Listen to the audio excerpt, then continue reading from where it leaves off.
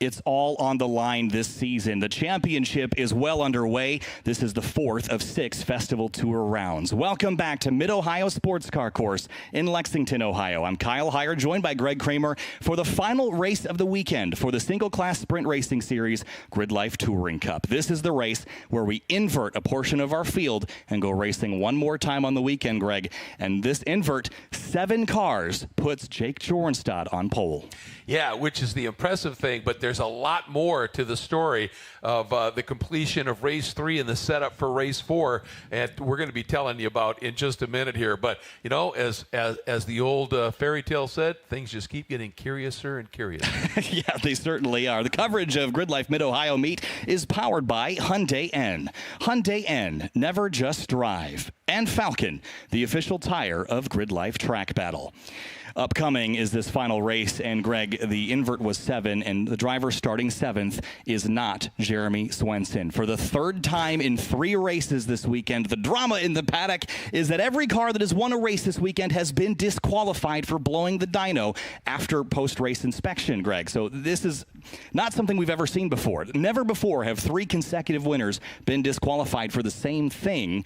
And again, enforcing rules is paramount to keeping the parity of the series, and the Corvettes this weekend have just continued to blow the dyno. Not by a lot, but by enough. Yep. It's a black and white rule. If you're overpower or underweight, you're disqualified. So Jeremy Swenson will lose that win. And this has championship implications. Jeremy Swenson had some of the most consistent finishes of the weekend. He would have been an easy shoe-in to win the weekend and lock up the championship with 5 of the 8 rounds won. But he cannot lock that victory down now, especially with James Houghton up in the top 10 still. Houghton is probably in the best position to lock up the weekend championship, and he's the other guy that has won a weekend so far this year.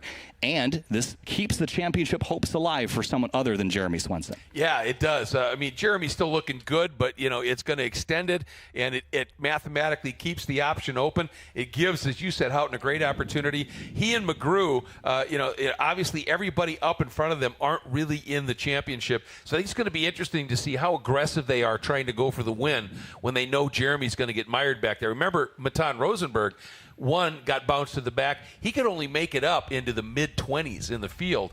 So, you know, whether Jeremy's going to be able to do better than that, we don't know. But this is really been interesting. And to me, you have to look at the series now and say that real-time dyno after the race to make sure everybody's legal. If you want to come and race somewhere where you know that the rules are going to be enforced and you know that it's going to be kept on the up and up, this is the place. This is the place. And as far as blowing the dyno, Greg, if you're doing it by 0.8 of a horsepower, it's not an intentional thing, right? No. That is not something that you're going to necessarily feel on the racetrack, but absolutely it is a black and white thing. Often it comes in the form of being underweight as well. But we ran a race that was 2 laps short, essentially, last time out. So they didn't even burn as much fuel as we could have. So that might have been more extreme.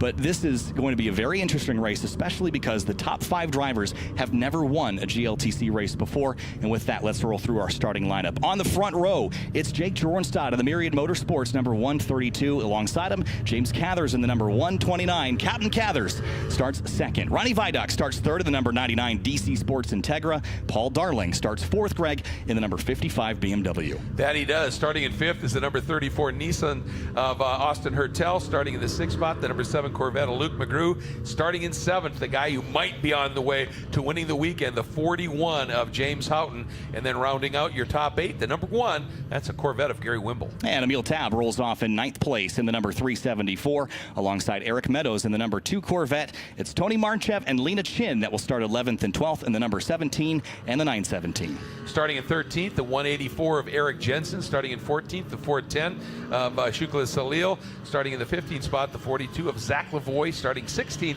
the 202 of Jacob Price, who every race so far has made up big ground from where he started, having a really stout weekend. Ben Thorne starts 17th in the Gears and Gasoline, number 166, with Advanced Auto Parts on the side. Joel Morrison starts 18th in the number 71. It's Carlos Mendez that starts 19th alongside Jeremy Boysen in the number 40 Honda Civic Type R. Starting in the 21st spot, the number 4 of Adam Ulrich. Starting in the 22nd spot, the 911 of Julio Crispin. Starting in the 23rd spot, the number 484, one of our winners who got bounced, Matan Rosenberg. Starting in the 24th spot, the 187 of Chris Adams. And Sam Scott starts 25th in his final race of his second full race weekend here in GLTC. Derek King starts 26th in the 169. Adam Wood, all the way from Aztec, New Mexico, starts 27th. And then Hans Horpedal starts 28th in the number 77. It's Andy Sundin in the number 546. That'll start 29th. Brad Kasiba in the 261 starts 30th. Thomas Moss in the number 515 starts 31st. And Clayton Fitzpatrick in the 171 starts 32nd. And the 888 of Dai Win starts 33rd. Seth Gale, 34th. Ben Lin in the Toyota MR2 starts 35th. Then it's Austin Leaphart in the 203 that starts 36th, Greg. Starting 37th to 32, that is Danielle in the regular guy racing car, winning the competition to be able to take a shot at racing. Starting in the 38th spot, the 860 of Nathan Manning. Starting 39th, the 90 of Matt Waldbaum, who is due one here, and he just did this entire field a huge favor, didn't he, at the start of that most recent race. And starting 40th, the 52 of Matt Corrins. Yeah, Jeremy Swenson with that disqualification from race 3 will start 41st, and Kevin Zhu will round out the rest of the field, 42 cars deep for a final race of the weekend. So storylines coming into this is the weekend championship is still very much up for grabs. Certainly the 41 of James Houghton is in the best position for that, but there's other cars up in the mix. Paul Darling has been mighty consistent. Let's not count him out just yet. Luke McGrew in that number 7. Oh, he had a pretty good result. I was trying to remember which ones have gotten disqualified and which ones have not. Yeah, it wasn't Luke. Luke has been the one who hasn't yet. Yeah, Gary Wimble, Emil Tabb, they're all in position to grab a weekend podium or a top 5. So those are the storylines coming into this, as well as the front 2.5 rows, all drivers that have never won before. Yeah, just incredible what we're seeing unfold here. Huge opportunity for some of those drivers in terms of their first win. Huge opportunity for McGrew and Houghton to maybe win the weekend. But here's the interesting thing with the invert.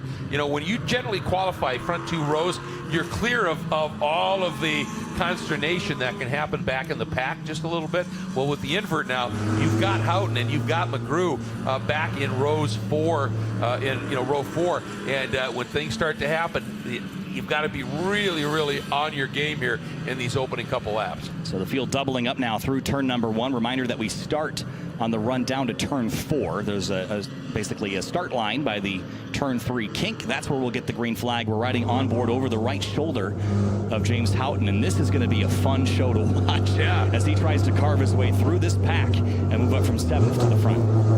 And I was talking to James, and one of the things he told me, he said, when he gets behind the wheel of the car, he goes, in no other situation does he feel like this. He gets behind the wheel of the car, and everything slows down. And he said, that's where I'm at real peace. And it's time to see what he can do. Fields doubled up out of Keyhole now. For the final time this weekend, 12 to 15 minutes go up on the board for GRIDLIFE Touring Cup from Mid-Ohio Sports Car Course. They race next at Lime Rock Park, and they finish out the season at WeatherTech Raceway Laguna Seca. So just 2 rounds remain. Add 1 race to that. It's here. It's now. It's GLTC Race 4 from Mid-Ohio Sports Car Course. Green flag, and we're racing once again.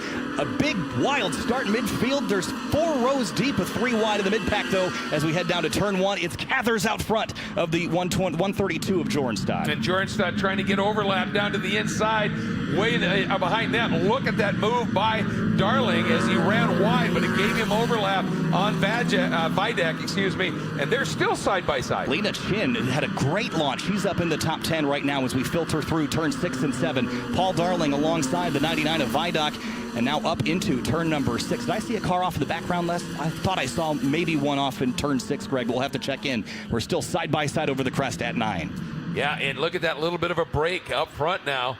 Really good, impressive here for Cathers. And here they are still side by side. Darling and Vidak, they've been like that for about 5 corners now. And there's Austin Hurdle right in the mix. Yeah, this is go time for those front 2. Neither have won a race. Ronnie Vidak in the 99 finally clears Paul Darling for 3rd as they come across the finish line for the first time in this 12 to 15 minute race. And the field is packed up tight. Big slide there for Derek King, I believe, in the background as they come across the stripe. Sam Scott goes driver's right. Brad Kasiba, Thomas Moss, Andy Sundin, Vidak wide at 1. Yeah, he's done that a couple of times, and that's a front drive car. So it's just a point it and go. Big move here by Houghton, maybe, trying to pick up a spot down in, looking underneath Austin Hurdle. He's got overlap. He tried. He made up only one spot on the opening lap. That's not progress. That's going to win you this race. You have to go now before the leaders get away. Now down the back straightaway for the second time. Houghton working up alongside Hurdle, but he has to tuck in behind that big, heavy 370Z. Yep, and let's see if he's going to be able to do anything into the braking zone, down into turn 4 as the field streams through. He's a little bit too far back and has to follow Austin Hurdle through. But, boy, the battle now. Look at Vidoc. He is on it here, trying to work up and around Jornstad. Yeah, Jake Jornstad clinging to second, but not by much. It's just a thread as he's stacking up the train behind him. Wow, big slide here. This car is unruly, and Vidoc wants by. Vidoc wants by. Primary reason is he sees James Cathers just go. Vidoc had to lift for a moment. He got tight over the crest, and Paul Darling had to lift, and here comes Hurdle to the inside, taking advantage. And all the while, there's Cathers. Look at the margin. He is opening up here. Where's this guy been? Man, he is. The captain is flying. He is. Sorry, he's got a second advantage, and it's going to grow this time through as Jornstad clings to second place. There's Hurdle and Houghton. Houghton's got drivers left out of turn 13. That'll be advantage 41, and he goes through on the 34. Not quite clear, but almost. Well, yeah, even if Hurdle stays there and has a little overlap, and Hurdle's got some motor in that Nissan, he comes right up alongside. And, boy, I'll tell you, if Hurdle can stay there, he might be in a good place. You can see Houghton gave him a lot of respect, but I think it was just enough.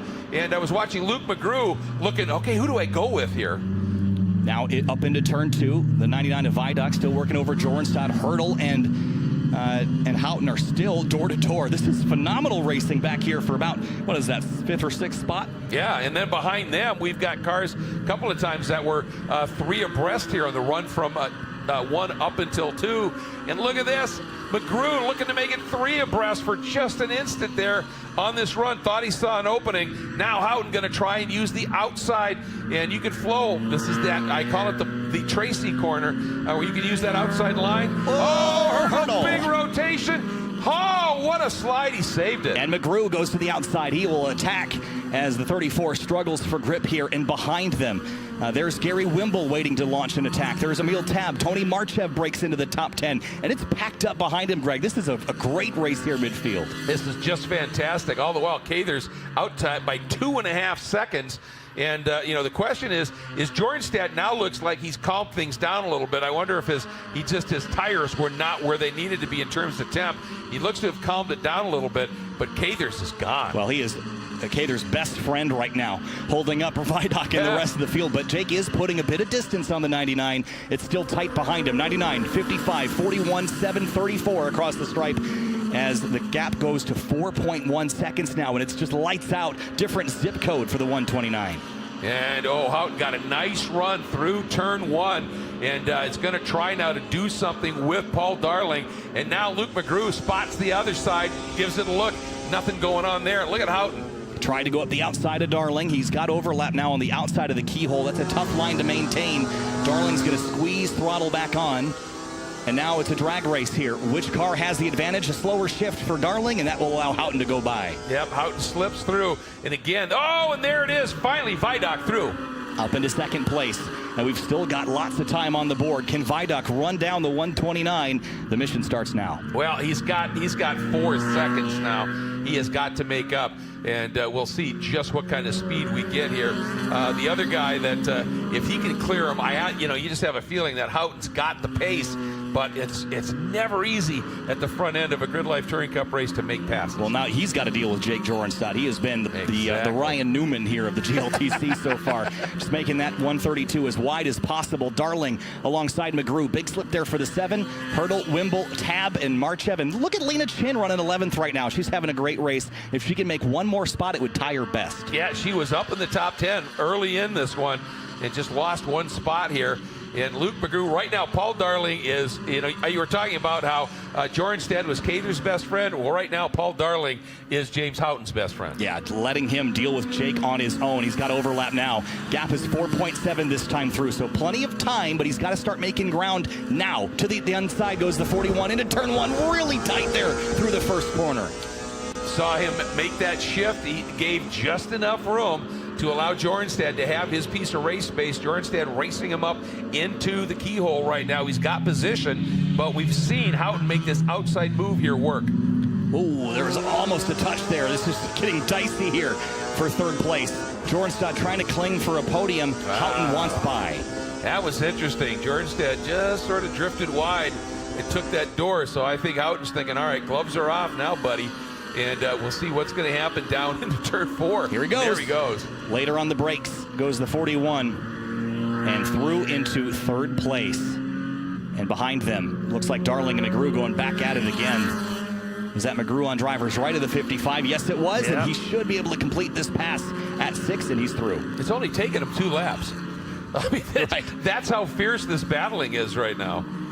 Yeah, Darling has just got a queue of cars behind him. Next is Austin Hurdle in the 34. Lunge up the inside there, but Hurdle doesn't have enough overlap. Oh, spin, slide, and Lena Chin's in the gravel at turn 9. Oh, she had such a fabulous run going. And she's trying to get out. She could put the car back in gear, and there's another car there. Adam Ulrich in the 4.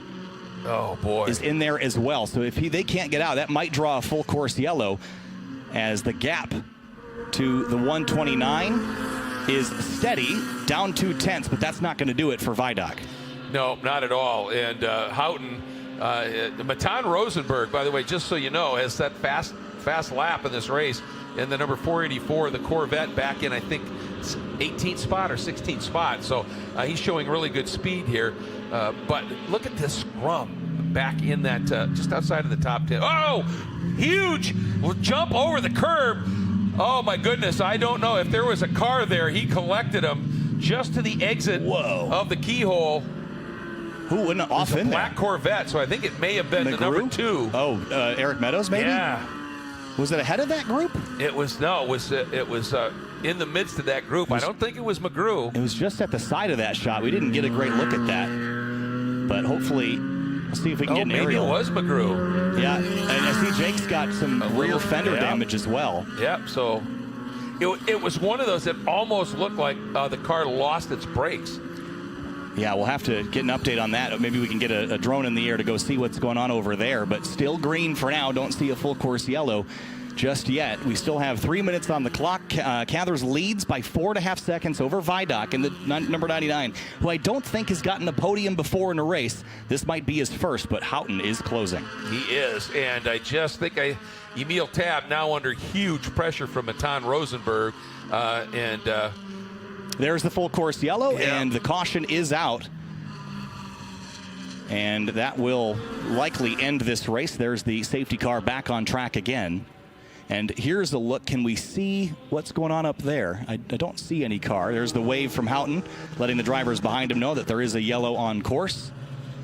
I didn't see anybody directly in the pipeline of the keyhole there. No, maybe he was able to once there it is. Yeah.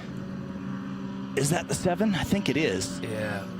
He's pulled off. You see the tire marks here up the inside and across the inside of the rumble strips there, and then straight through the gravel. Yeah, that's Luke. I can see. I think the number 7's. Yeah, there it is. Don't see a lot of damage. I think you're right, Greg. I think there's something with the braking system. A rear lockup ABS failure is common. Something like and that likely led to him kind of going in backwards to the inside, and that's probably what caught Jake's rear bumper. Yep. I mean, he, as soon as whatever it was happened, Luke turned inside because he was going to clout whoever was right in front of him, and he turned inside, skipped behind the curb through the grass, and I mean, if certainly he had to be the one who grazed Jornstad's bumper, but it could have been so much worse. I don't know if he was close enough to Jake to do that, though. I don't even think he hit. No, I don't think. I think he backed over there. The gravel did a great job slowing him down. Yeah. But no, I mean, I think my bet. So a couple weeks ago, Luke was testing at a different racetrack, and he had an ABS failure and they basically just swapped ends on him at 100 miles an hour. And I wonder if the same thing happened here. That's a scary thing to happen going into the keyhole, but looked like he did a good job. I mean, all things considered. Oh, it could have been so much worse. Blowing it down, yeah.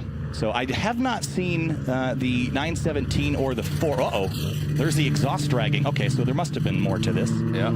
So that's Jake Jornstad's exhaust dragging on the ground. So I haven't seen the Lena Chin car or Adam Ulrich leave turn 9 yet. I haven't seen them come back around, so I'd have to imagine they're off course over there still. I didn't get a great look. I just saw this the gravel kick up.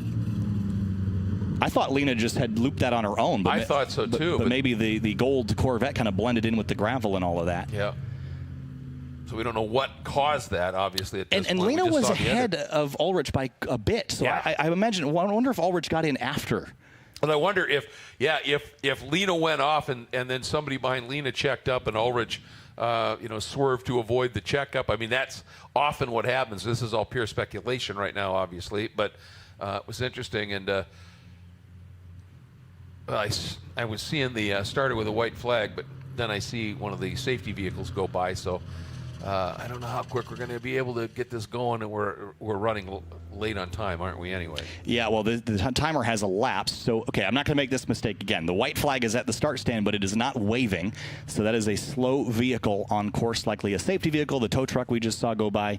So we are not yet in the last lap of this race. So here, we're on board with Luke McGrew here, Greg. So there's Luke, sitting and waiting for now, doing what he's supposed to be doing. But we will not pick up the white flag. We will continue to roll. And if we get a restart, Cathers in the 129 is going to have some work to do. Yeah, he is, because it's going to, that 4-second margin has evaporated. Vidak, this is going to give him a chance to cool those front tires that get worked so hard. But for James Houghton, if he can get around Vidak on the restart, he's a lot closer and able to maybe try and do something here to nab another win. I think his third would probably still give him the weekend. I think so. I'd have to go back again. It's hard to just guess by thinking about it, but let's go back to race 1. So Houghton in race 1 had a 4th, and then race 2 was that was a 7. Oh, so that was the grid order. I'm gonna look at the wrong thing. That's not gonna help me very much. Race 2 was the win. Yep. Race 3 was also a win. Yeah, because of the DQ. Yeah, with the DQ. So, yep. Well, he benefited from the DQ win twice. Yeah, he did. So, so that if he can finish this out, he's going to be in really good shape, I guess. But wow, you still got to pass the dyno, Greg. Yeah, I know. That's been the thing that's been catching everybody this weekend. Exactly. And as far as the rest of this race goes, I don't know if our 12-minute timer has elapsed, Greg, but if we are cleaned up this time through, I could see a 1-lap shootout here, but we did that at Midwest Festival. It's up to the race director to make that decision. Yeah. And the question is if we go back to racing, will they let Jornstedt race? You can hear it dragging. Yeah, and it's swinging around, so at speed, you hit a curb or anything, it could come flying off. So. I was looking away, but we just had an aerial shot of the incident zone at 9. There it is. So they're a little ways away from extracting the 4 or the 917. They don't even have them hooked up yet. Is that the splitter on the 917? I think they hooked up to it and pulled it, and it tore off. So I don't anticipate a restart, but we haven't. I mean, I think we'd see a white sooner than later if we were to get one. But so again, I'm just trying to put 2 and 2 together here, Greg. I don't see how these cars could have come together unless Lena had dropped a bunch of spots just prior. Yeah. Because I don't think Ulrich was up near 11th where Lena was. I have a feeling that Lena, maybe there was a tap with whoever Lena was racing with that sent her off, or she just went off, and then I think Ulrich, went off in reaction somehow. Right. Big plume of dust, and it was hard to kind of point it out. But they did a good job getting Adam's car clear of the gravel. But there's the waving white. So now we are going to end this race under full course yellow next time by. So, which actually might save Jake Jornstad's 4th. Yeah, I think it will, because they won't meatball a dragging exhaust on a yellow flag lap. No, they're not going to bother at all. with that. You're just sort of trundling around. So, not too bad. And I wanted to check once again where Jacob Price is running here. It's an MX-5, and it's just got some really, really great lines to it in the leg, but more importantly, by far, is he has been wheeling it. He's the guy who came from 32nd to 22nd in that first race, then 24th to 19th in the second race. He's just continued to do that, and now up into 15th. So he is just having a stellar weekend. Great run here by Jacob. He's gotten the winning formula treatment on that car, and as Austin Cobb called it last week at Road America, the Louisville wide body job. It's helping. It is helping. It is helping. And the graphics on it it just looks swoopy. It really is nice. And again, hey, a big shout out to Matan Rosenberg here with that fast lap and that charge up into 10. Are we looking at fluid, Greg? I can't tell. I don't know if that's rubber or fluid or what, but I don't think it's fluid. I think that's just polish. Okay. I think. Yep. Just trying to put some puzzle pieces together and make sense of all the things that happened at separate moments. And it seems like both in Time Attack and in GLTC, when we've had offs and mechanicals, there's like 4 things all at once in different places on the track, which make it hard to extract and deal with. Like, no one's even gotten to Luke McGrew yet, because I guess they figured he's off course well enough. But you got your energy in one place, you can't spend it in another. Oh, yeah. Well, I mean, there were 3 EVs over dealing with the incident down there at what turn was that? Where the other 2 are? 6? I think so. Yeah. So they've got a lot of response vehicles down there. So I think it's kind of like, all right, we'll get to Luke when we can here, but this is going to be it. Yeah. And by the way, I've been calling our leader Cathers, and it's Cathers. So wanted to clarify that. Yeah, and Captain Cathers. First of all, the yellow flag here, yes, the race is going to finish under yellow, but we have to give him credit for the win. I think is not going to be given by the yellow. It's the fact that when everyone was dealing with Jake Jorenstad in second, Cathers just checked out. He was gone, and he didn't waste any time, didn't mess around with anybody. He just lit the candle and took off. Well, and it all started with that brilliant outside move in 4 at the start, where he just stayed put right around the outside, got position up to the top of Madness, and that was it. He was gone. And, when you get an opportunity like that, you pounce, and man, did he. And James Cathers will be our 9th different winner in 2023. And has he run Grid Life before? He has, only once before. It was back at Carolina Motorsports Park. Well, and this is going to be thrilling. I mean, yes, welcome. Welcome to Grid Life Touring Cup, James Cathers, because in only his 8th attempt, he will come out of turn number 4, and by virtue of the invert... Did I say turn 4? I'm thinking NASCAR. Turn 13. By virtue of the invert, James Cathers wins Grid Life Touring Cup Race 4 in GLTC at Mid-Ohio Sports Car Course. Greg, that is a job well done for a driver that is new to the series. And again, the yellow helped have it come a little sooner, but that is an unbelievable job. And Ronnie Vidoc, I believe his first podium. Nope, I lied. He had a podium back at CMP, but this is now his best finish, a 2nd place. He had a 3rd in race 2 back at Carolina Motorsports Park. Yep. And then James Houghton right now looking like the guy. Well, I think with the off by Luke McGrew, I think that's pretty much going to lock Houghton into winning the weekend, which is a big deal because he needed to do that to really stay after Jeremy Swenson with any hope of maybe overtaking Swenson. Yeah, and you go back and look at the season. That was a class move there by Houghton. Oh, yeah, celebrating with everybody. He just drove up alongside Cathers and said, well done, sir. And great racing with Houghton and Hurdle and all the drivers that those drivers were around this weekend. And I have to commend Austin Hurdle and James Houghton in particular this weekend because they raced with such class all weekend long. The amount of battles, the amount of time they spent side by side was probably equivalent to an entire race length this weekend. Austin Hurdle in particular. And when you can trust someone that much and race door to door, that's what makes this series different. And yeah, you're going to have incidents here and there, and you hope not to. But if you drive like Austin Hurdle, you're not going to get in one. Well, exactly. And, we've seen both he and Houghton, as you talked about, making outside moves, and the driver on the inside, a lot of times other series, that inside driver will just exit right to the curb and force you off. And that is not only verboten in this series, it's not respected in this series. And so just this series doing what it does better than anything in the world, and that's promote side-by-side racing. And it's the best. It's spectacular. James Cathers, your winner. Ronnie Vidoc, James Houghton on the podium. Jake Jorenstad, Austin Hurdle, Paul Darling, Gary Wimble, and the rest of the field rolling. How about 11th for Eric Jensen after all that he dealt with this weekend? Yeah. Zach Lavoie, 14th place.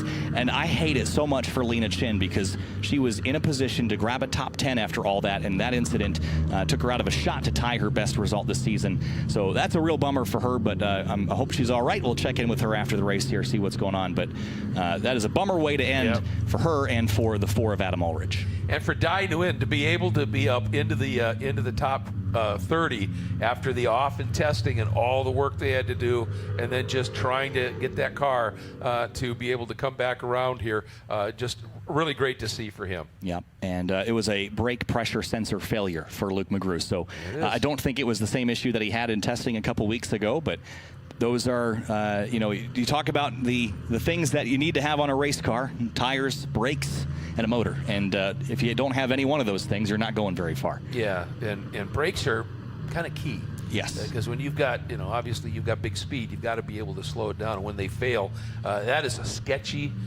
moment. But again, Luke obviously able to, got it stopped before it hit anything other than grazing the back of Jornstad's car. So it could have been far worse, and we'll take what we got here. As the, I didn't know that James Bond drove a... Yeah, 007, the Honda Civic pace car. Exactly. I love it. Well, that's going to wrap things up here for Grid Life at Mid-Ohio Meet. There's still a drift session left to go, but that one's not covered here this weekend. I want to give a big shout out to the partners and people that make things happen. Sunoco, the official fuel of Grid Life Touring Cup. Falcon, the official tire of Grid Life Track Battle. Of course, Hyundai and Never Just Drive, Greg. We've got Advanced Auto Parts here this weekend. Toyo Tires is here. NOS Energy is here, of course, sponsoring the NOS Energy Track Battle Championship. Big shout out to all those people that make it happen and make that paddock as full and as lively as it has been all weekend long. This is one of our favorite places to go, and Greg, it's over as far as the competition is concerned, and now we look forward 2 weeks from now to Circuit Legends at Lime Rock Park. Yeah, I mean, this place, it just promotes such good, close racing and great track battle competition. And, again, a huge thanks for NOS Energy Drink for stepping up as the sponsor of that championship this year. It promotes great racing, but now we go to the bull ring. You go, anyway, to that 1.5-mile bull ring in Lime Rock Park, in Lime Rock, Connecticut. Talk about a momentum track. It's basically an oval that runs backwards with one left-hander in it. It's a little bit different, but boy, does it promote some great action. And with the Legends component there, folks, if you're anywhere near it, go. A concourse, camping, drift, time attack, and GLTC, and a new format for Touring Cup as well. 8 races instead of 4. Make sure you tune into the live stream. It'll be 2 weeks from now. August 18th and 19th is the live stream days. It's a Friday and a Saturday. And, of course, our final live stream for the season will be from WeatherTech Raceway Laguna Seca, October 20th to 22nd. That's our season finale, Greg. That's the next time you'll be here joining me alongside. I'm going to miss you at Circuit Legends, but I cannot wait to head out to California and finish out our season on the West Coast at a track we've never been to. Well, and that is a track that is just legendary, right? It has been the home of so much stuff. Used to be the home of the Motorcycle World Championship round, but so much great racing there over the years. The Corkscrew, think of, how many The Pass references do you get, with Zanardi on Herta, with Rossi on Stoner. It's a track that is just nothing but legend. And everybody talks about the Corkscrew, but there are other really tricky corners there as well. It's a fabulous place. That's going to wrap things up here from Mid-Ohio Meet from Grid Life. Thanks so much for watching. A big thanks again to all the corner workers, the track staff, and the Grid Life staff that are working really hard behind the scenes to bring all of this to you. And appreciate the stream team again giving us the best pictures we've ever seen from Mid-Ohio Sports Car Course. The audio, the video, the graphics, all of it coming together. Big thanks to Specialty Field and crew.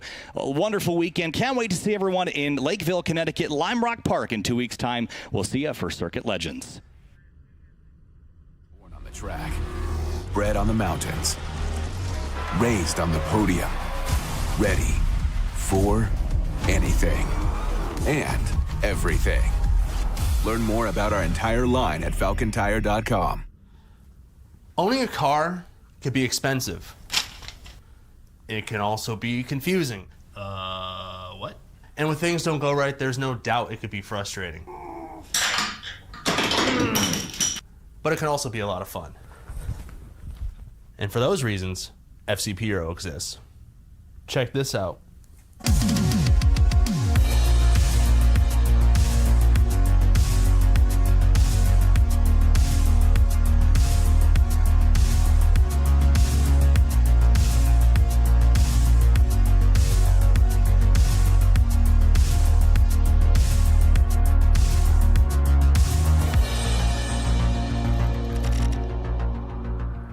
Do you and your car a favor and head over to fcpeuro.com to learn more.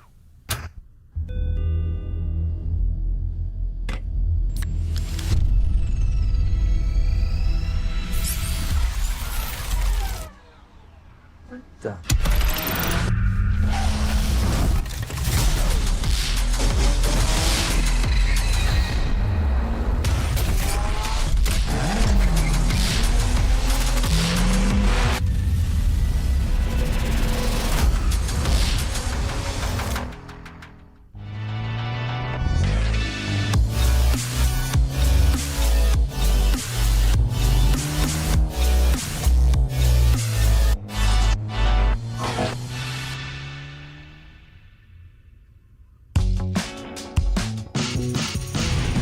Hi, I'm Chris Forsberg, and when it comes to classics and high-performance cars, I only trust America's #1 racing oil, Valvoline VR1.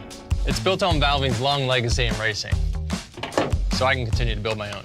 With 2 times more zinc than the industry standard, VR1's high-performance formula is tested on the track and trusted on the road to ensure your engine is protected from metal-to-metal contact. And I use it so much, I haven't got my car on the bottle. That's why whether I'm racing or cruising, I protect everything I drive with Valvoline. Valvoline, trusted for over 150 years.